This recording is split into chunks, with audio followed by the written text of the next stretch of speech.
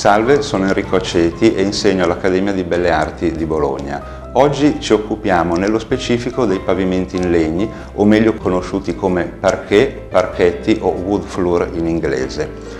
Il pavimento in legno ha caratteristiche particolari, in primo luogo per la sua possibilità di essere organizzato attraverso disegni geometrici al fine di ottenere composizioni decorative e ornatistiche che si accompagnino armoniosamente con il resto dell'ambiente architettonico. Le svariate tipologie di piante che forniscono una tavolozza estremamente ampia di colori permettono agli architetti e ai disegnatori di organizzare composizioni di alto contenuto artistico.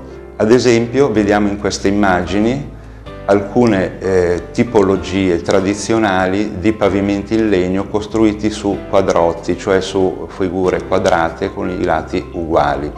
Possiamo vedere composizioni a disegno generalmente organizzate sulla base del cerchio frazionato in figure poligonali regolari come il pentagono e l'esagono e l'impiego di svariate tonalità di legno allo scopo di creare effetti cromatici interessanti. Possiamo vedere materiali organizzati in rovere, noce, mogano e acero come nella prima immagine, e ancora in rovere o rovere, noce e mogano nella seconda.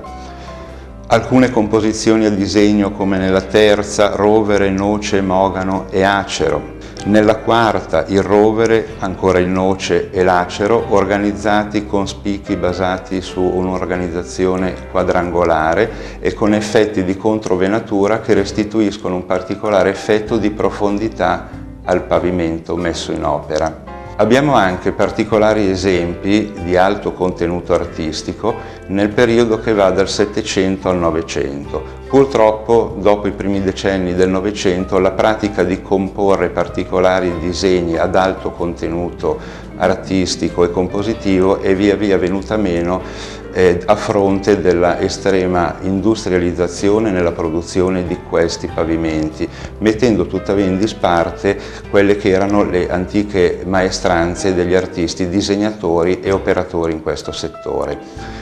Per avere un esempio chiaro delle possibilità e delle potenzialità raggiungibili attraverso questa arte dei pavimenti in legno, è necessario a questo punto osservare alcune opere presenti in palazzi importanti presenti in Italia dal Settecento ad oggi. Vediamo nella prossima figura l'immagine del pavimenti delle Procurazie Vecchie a Venezia, un importante palazzo presente sulla piazza San Marco. Qui possiamo vedere un azzardo prospettico estremamente interessante che fornisce alla pavimentazione un gioco ottico di profondità e di spiazzamento dello sguardo e la capacità di raccordare la decorazione di questo pavimento al contesto ambientale dell'intero locale. Questo sta a significare come i pavimenti in legno e la capacità acquisita con l'esperienza di progettare complessi disegni attraverso l'impiego della prospettiva ci fornisce l'occasione per recuperare una tradizione estremamente importante che permette di dare agli ambienti di grandi e di piccole dimensioni la capacità di raccontare e raccordare il complesso architettonico attraverso la filigrana della decorazione e dell'ornato.